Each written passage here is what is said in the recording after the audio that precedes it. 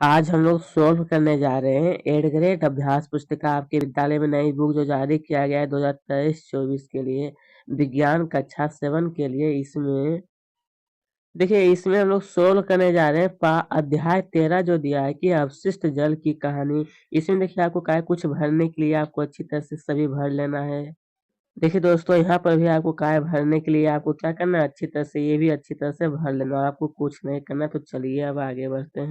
यहाँ पे देखिए, आप देख सकते हैं इसका मैंने एक अच्छी तरह से पीडीएफ बना लिया हूँ। ठीक है, देखिए यहाँ पर आपको क्या है, बहुविकल्पीय प्रश्न है। यहाँ पर आपको कुछ शब्द दिए गए, इसी से आपको क्या है, रिक्त स्थान को क्या है भरने के लिए। ठीक है, तो चलिए देखिए यहाँ पर दिया है पहला कि झाग से भरपूर तेल मिश्रित काले भूरे रंग का जल जो सीक शौचालय लांदो जाता है, इसे लोग क्या कहते हैं, अवशिष्ट जल कहलाता है।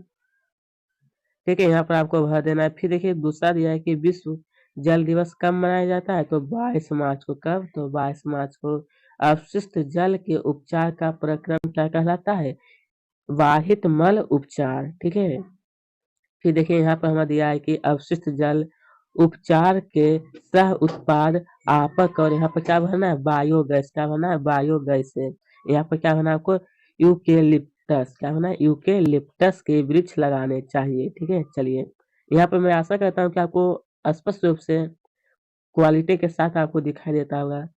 निम्नलिखित विकल्पों में से सही विकल्प का आपको छाट कर लिखने के लिए। ठीक है, देखिए पूछा गया हमारा कि अवशिष्ट जल में उपस्थित कपड़ों के टुकड़ों, डंडियों, डिब्बे, प्लास्टिक के पैकेट, नेपकिन नेपकिन साइज के संतुष्ट अलग कर सकते हैं। कौन कर सकता है अलग, तो इसमें सही टिक में सी में आपको क्या करना है, टिक लगा देना है सी में। ठीक है, कि सलाका छन्ने, जिसको हम लोग कहते हैं बार स्क्रीन स्क्रीन कहते हैं। ठीक है, चलिए फिर मैं पूछा है कि निम्न में से किसका रसायन का उपयोग जल शुद्धिकरण में किया जाता है। निम्न में से किस रसायन का प्रयोग, इस सहित में क्लोरीन। किसका, तो क्लोरीन का उपयोग किया जाता है, जल शुद्धिकरण में किया जाता है। फिर देखिए पूछा गया है कि निम्न में से कौन सा जल अवशिष्ट जल कहलाता है, मतलब कौन सा जल अवशिष्ट जल कहलाता है, तो सही टिक हो जाएगा सी में। यानी कारखाने से निकला पानी क्या था, वो अवशिष्ट जल होता है, उसका हम लोग उपयोग नहीं कर सकते। ठीक है, फिर देखिए पूछा है कि जल प्रदूषण के कारण होने वाली बीमारी का है कौन सा है, जो कि यहाँ पर ऑप्शन दिया है कि हैजा, टाइफाइड, कैंसर, टीबी या फिर मलेरिया। तो सही टिक हो जाएगा कि हैजा और टाइफाइड। ये क्या है, जल प्रदूषण से होने वाला रोग है। फिर देखिए मैं पूछा गया है कि भौम जल कहलाता है। भौम जल कौन कहलाता है, तो ये जगह भूमिगत जल को क्या कहते हैं, भौम जल। ठीक है, चलिए इस यहाँ यहाँ से हमारा ऑब्जेक्टिव प्रश्न समाप्त होता है। फिर इसके आगे हमारा दिया है सब्जेक्टिव प्रश्न। पूछा गया है कि अति लघु उत्तरीय प्रश्न। प्रश्न 1 में दिया है कि अवशिष्ट जल उपचार संयंत्र में शलाका छन्नों के क्या कार्य का है, शलाका छन्नों के क्या कार्य है। तो यहाँ पर लिखिएगा उत्तर में कि शलाका छन्नों से अवशिष्ट जल में उपस्थित कपड़ों के टुकड़े, डंडियों, डिब्बे डिब्बे फिर प्लास्टिक के पैकेट, नेपकिन आदि अलग हो जाते हैं। फिर देखिए मैंने पूछा गया है कि दिवस, यहाँ पर होगा शायद जल दिवस। ठीक है, कहा है जल दिवस कब मनाया जाता है, तो उत्तर में लिखिएगा कि 22 मार्च 2005 को जल जल दिवस मनाया गया। ठीक है, मतलब वहां से शुरू हो गया था। चलिए फिर मैं पूछा है कि जल को रोगाणु मुक्त करने के लिए उपयोग किए जाने वाले 2 रसायनों के नाम लिखिए। जल में जो भी रोग होता है उसको मुक्त करने के लिए, तो यहाँ पे लिखिएगा जल को रोगाणु मुक्त करने के लिए उपयोग किए जाने 2 रसायन है। पहला जगह ओजोन और दूसरा क्या है, क्लोरीन। ठीक है, यही आपको नोट कर लेना है। चलिए फिर हमें पूछा है कि प्रदूषित जल से होने वाले रोगों के नाम लिखिए। कौन सा जल, तो प्रदूषित जल से।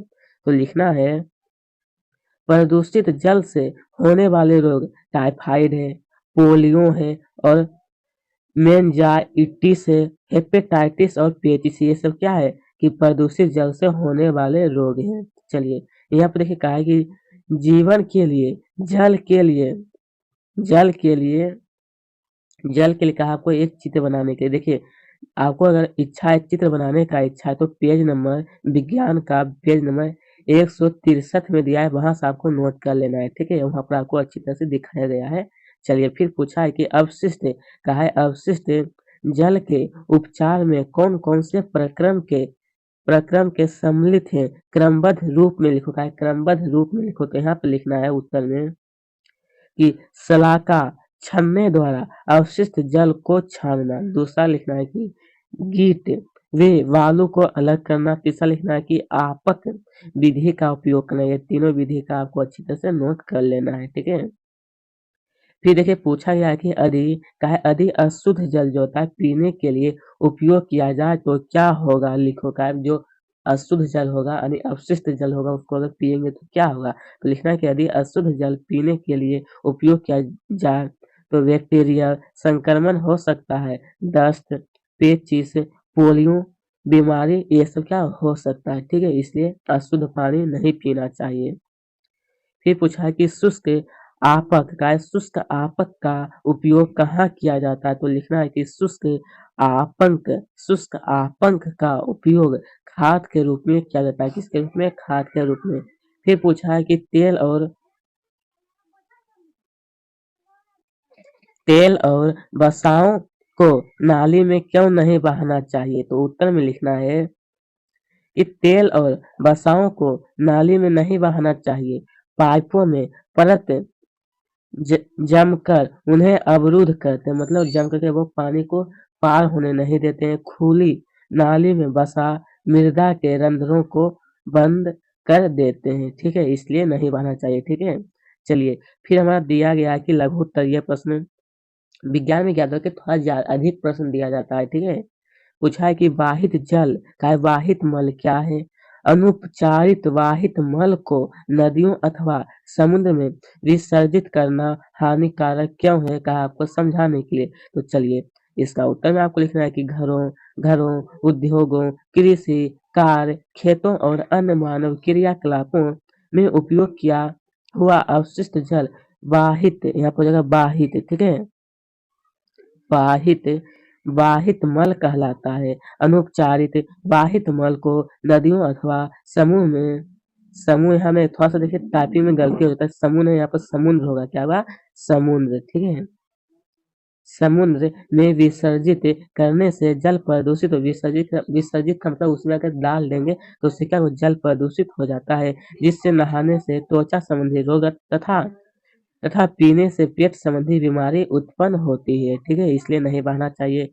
फिर पूछा है कि आपंक, क्या है आपंक, क्या है, समझाइए कि इसे कैसे उपचारित किया जाता है। तो चलिए, इसका उत्तर में आपको लिखना है कि आपंक अवशिष्ट जल का सह उत्पाद है या मल जैसा ठोस अवशिष्ट है। टंकी की पेंदी में एकत्रित सक्रियति आपंक में लगभग 97% के क्या होता है, तो जल होता है। जल को बालू द्वारा बनाए गए तलों शुष्कन तलों द्वारा अथवा मशीनों द्वारा हटा दिया जाता है। इससे आपंक शुष्क हो जाता है। इसका उपयोग खाद के रूप में करते हैं खाद के रूप में करते हैं। कार्बनिक पदार्थ और पोषक तत्व पुनः मृदा में चले जाते हैं। क्या करना है आपको अच्छी तरह से ये पूरा नोट कर लेना। फिर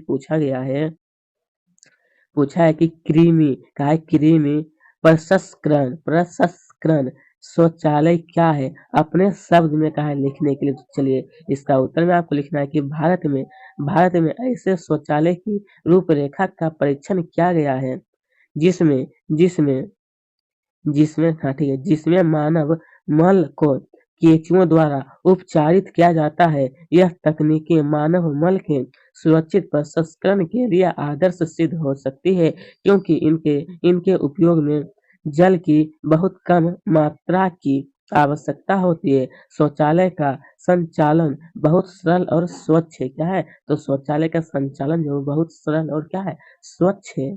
चलिए, फिर देखिए पूछा है कि वाहित मल मल निपटान की वैकल्पिक व्यवस्था से आप क्या समझते हैं? आपको क्या है समझाने के लिए चलिए इसका उत्तर में आपको लिखना है कि वाहित मल निपटान की वैकल्पिक व्यवस्था स्वच्छता की स्थिति सुधारने के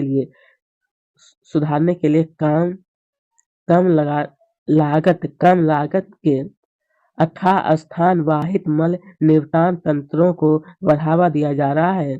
इसके कुछ उदाहरण भी यहाँ पर हो जाएगा। सेप्टिक टैंक, रासायनिक शौचालय, कंपोस्टिंग पिंट आदि का उपयोग किया जाता है। सेप्टिक टैंक उन स्थानों के लिए उपयुक्त है जहाँ मल मल वहन की मल वहन की व्यवस्था नहीं है, जैसे कि अस्पताल, अलग-अलग बने भवन अथवा 4 से 5 घरों के समूह। ठीक है? इतना आपको क्या करना है अच्छी तरह से नोट करना है। मैं आशा करता हूँ कि यहाँ पर आपको क्लियर दिखाई देता होगा। ठीक है? अगर आपको क्लियर दिखाई देता होगा तो चैनल को ज़रूर सब्सक्राइब करना है, ताकि इसी तरह से मैं आपको और प्रश्न का उत्तर बता सकूँ। फिर पूछा है कि स्वच्छता के संदर्भ में एक सक एक सक्रिय नागरिक के रूप में अपनी भूमिका को समझाने के लिए अपनी भूमिका को चलिए यहाँ पर लिखना है कि स्वच्छता के संदर्भ में एक सक्रिय नागरिक की भूमिका। पहला आपको लिखना है अपशिष्ट पदार्थों की मात्रा और उनकी विविधता को कम करने का प्रयास करना चाहिए। फिर दूसरा आपको लिखना है अपने पास पड़ोस यानी सार्वजनिक स्थानों और सड़कों पर फैले हुए कूड़े-कचरे के ढेरों की जानकारी नगर पालिका अथवा ग्राम पंचायत को देनी चाहिए। किसको? तो नगर पालिका अथवा ग्राम पंचायत को इसकी जानकारी देनी चाहिए कि वहाँ पर गंदगी फैला हुआ है, उसको साफ करवाइए। फिर देखिए यहाँ पूछा है कि दीर्घ उत्तर ये प्रश्न कैसा है? दीर्घ उत्तर ये चलिए इसको भी हम लोग सॉल्व करने जा रहे हैं। पूछा गया है कि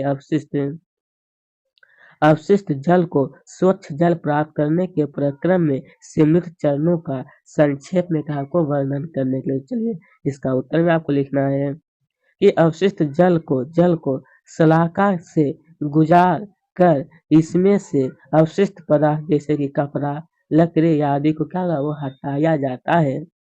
दूसरा लिखना है कि द्वितीय चरण में गीट व बालू को अलग किया जाता है। तीसरा चरण में क्या होता है अवायवीय जीवाणुओं द्वारा जल को उपचारित किया जाता है। चौथा लिखना है कि चतुर्थ चरण में जल में क्लोरीन मिलाकर इसे शुद्ध किया जाता है। ये 4 चरण आपको अच्छी तरह से नोट कर लेना है।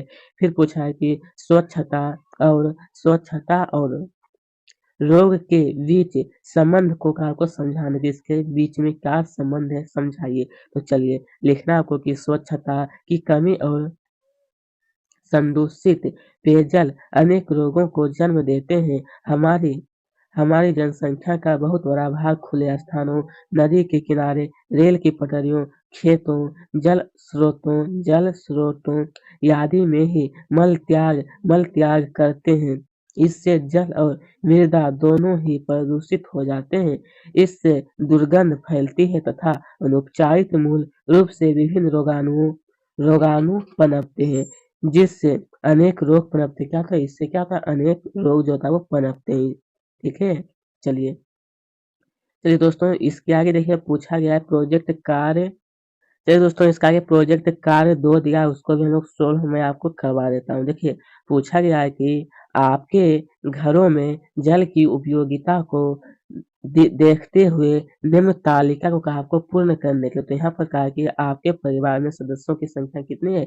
जितना का वहाँ पे यहाँ पर आपको नोट कर देना है। फिर देखिए पूछा है कि सदस्यों द्वारा किए गए कार्य में करने में कितना जल की खपत होती है वो यहाँ पर दिया गया है। चलिए यहाँ पर आपको अच्छी तरह से भर लेना है। आपकी बुक में क्या है एक प्रकार की एक तालिका दिया गया है।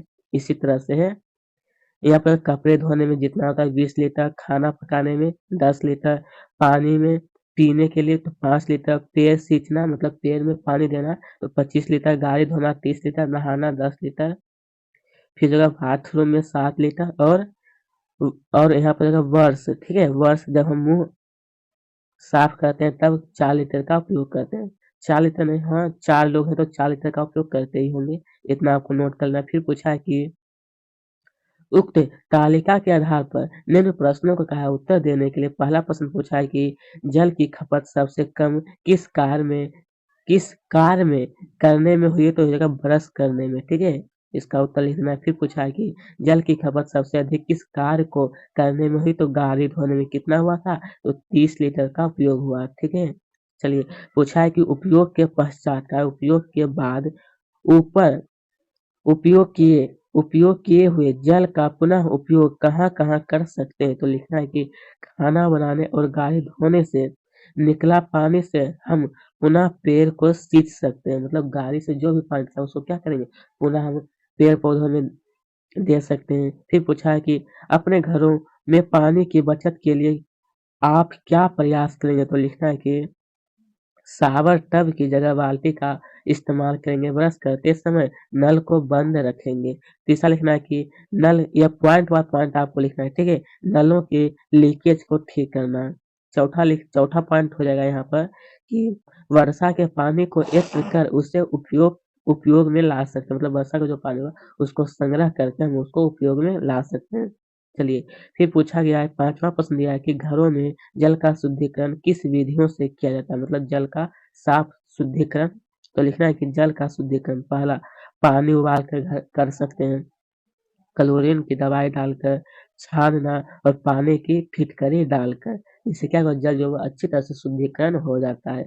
ऐसे देखिए गाँव का जो पानी होता है वो अच्छी तरह से पूरा स्वच्छ ही होता है, उसको कुछ नहीं करिएगा तो आपको कोई हानि नहीं पहुँचता है। कहा है कि अशुद्ध जल के उपयोग में कौन-कौन सी बीमारियाँ हो सकती है, आपको कहा है नाम लिखने के लिए, तो यहाँ पे लिखिए कि अशुद्ध जल के उपयोग से हैजा हैजा, टाइफाइड, पोलिया, यहाँ पे हो जाएगा पोलिया, हेपेटाइटिस, पेचिस और मेनिंजाइट रोग हो सकते हैं। ठीक है दोस्तों, आज का ये वीडियो यहीं पर हम लोग समाप्त कर दे रहे हैं। अगर आपको अच्छी लगी चैनल को जरूर सब्सक्राइब कीजिएगा।